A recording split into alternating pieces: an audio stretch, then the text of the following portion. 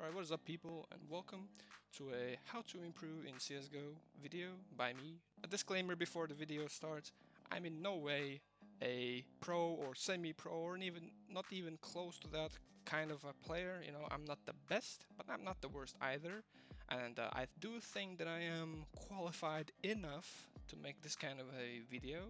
So yeah, let's just jump right into it then. Oh, and before the video starts, I did want you guys to know that I do stream on Twitch every Monday, Wednesday and Friday from 7 PM till 10 PM Eastern Europe time. If you have any kind of questions that you want to be answered, go ahead, follow me on Twitch, links in the description below. Ask me away anything you want, CSGO related, life related, whatever it may be, and I'll answer you the best of my capability. Alright, first things first, motivation and goals. What are your intentions and goals for CSGO? Are you trying to go pro? Are you just playing for fun, matchmaking? Are you trying to play FaceIt and reach level 10, 3k yellow? Well, it all depends, of course. If you're playing matchmaking, you shouldn't really watch this video. It's not really for you, but you can watch still for, you know, how to warm up and stuff. But if you're playing to reach FaceIt level 10, 3k yellow, or trying to go pro, this video could be useful for you. So, motivation. Motivation is a pretty big thing in CSGO, as in anything in life, really.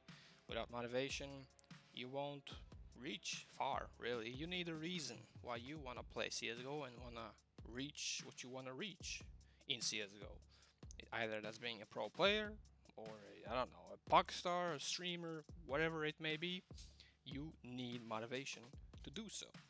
I'm not really a good motivational speaker, but I can give you this much. Don't put the effort unnecessarily. If you want to become a pro, just do it. Grind the game, train, play. Don't waste your time. If you know that you won't reach the pro level, just don't play. But if you have that inner feeling in you that you can become that guy, that one guy who can, you know, go through your local scene and destroy everyone, then go for it, bro.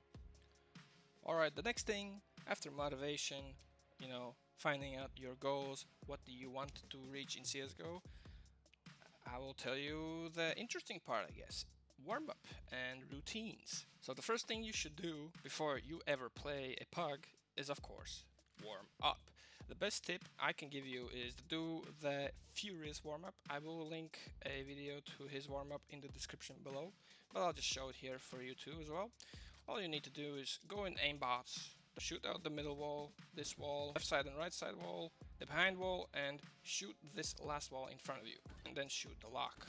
Just go in the middle of the arena and simply spray the bots. Do not tab, do not burst, spray, and do 90-degree flicks and 180 flicks. It's very essential that you do these, as this does warm up your hand quite fast, as you are doing it just to warm up your arm physically in real life.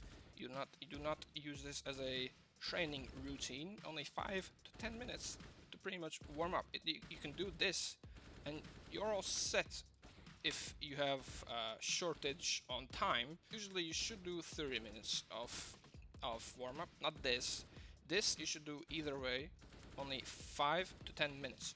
This is how I warm up, this is how Furious warms up. I do recommend it, it's a really good way. The next thing after the bots of 5 to 10 minutes of shooting them, go jump right into a headshot only deathmatch. Take an AK, take a deagle as your pistol, get 50 kills with an AK and 25 kills with a deagle. For me it takes 15 minutes approximately, but do play headshot only, as you will be forced to shoot the heads. Next I'll give you some tips and tricks in game. There's a lot of things that people go wrong with. The first one is probably crosshair placement. Lower level players usually tend to look at the floor for some reason. I don't know why, but people like to look at the floor a lot and walk like this and play. I'll give you that much. That is incorrect.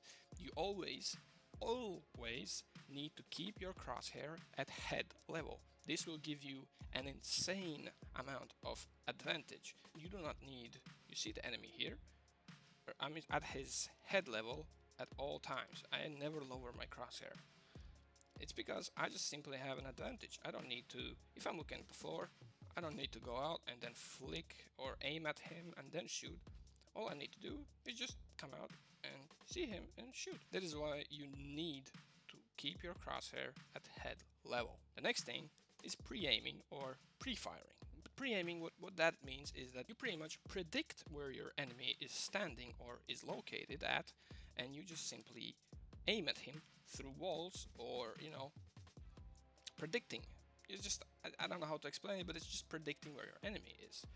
All you need to do is simply understand the game, which comes with time, or just watching pros and all that stuff, but understanding the game where the enemies are located usually. For example, this guy is on short on Dust 2. He's holding an angle towards me on short, which is, say, common-ish spot.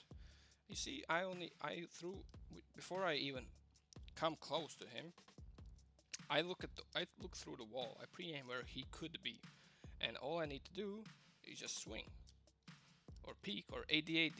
There's several ways to do it. It depends on what is your playstyle. Are you an aggressive dude? If you're an aggressive dude, you're probably gonna swing him.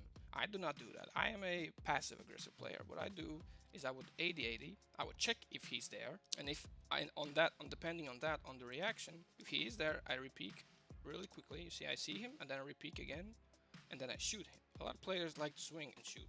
I don't recommend that, because you could be exposing yourself towards another guy who would be sitting here.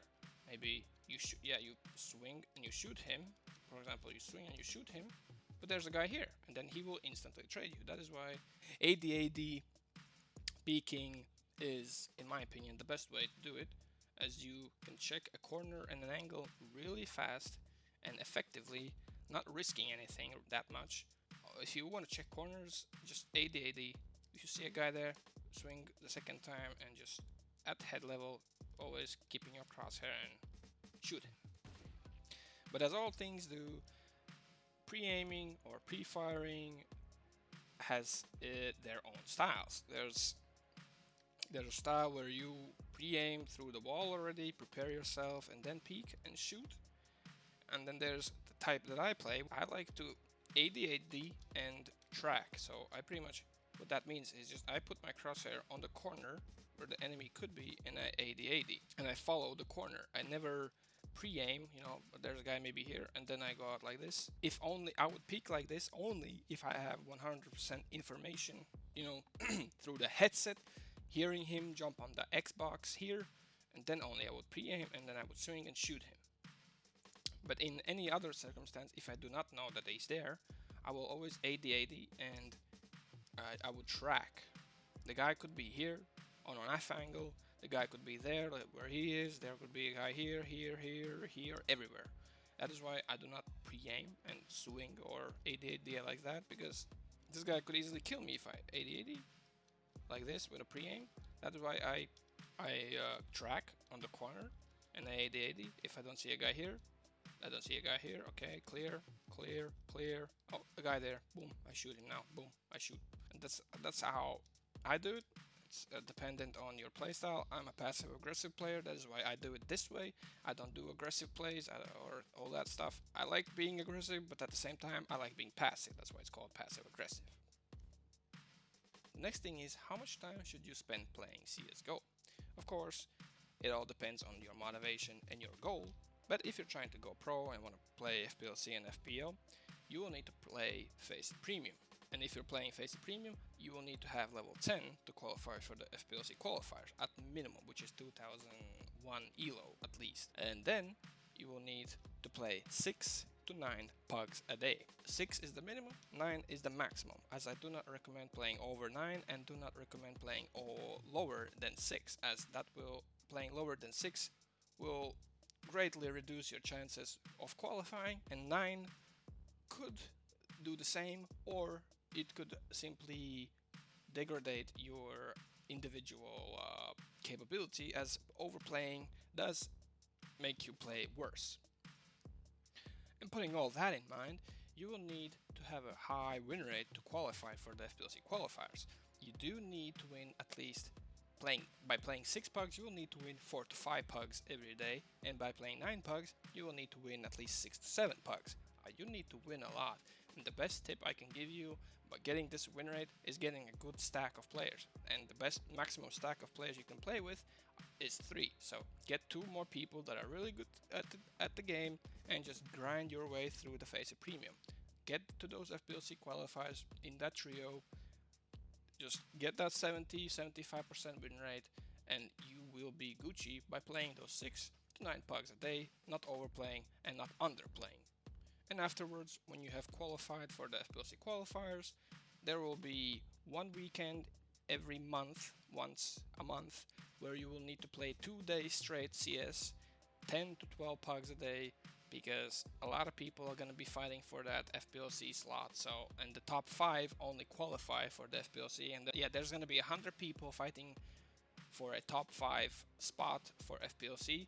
So it's going to be hard for you, but it's not impossible. Many have reached it. You just need to play really sick individually, pick the right teams, and stomp your enemies.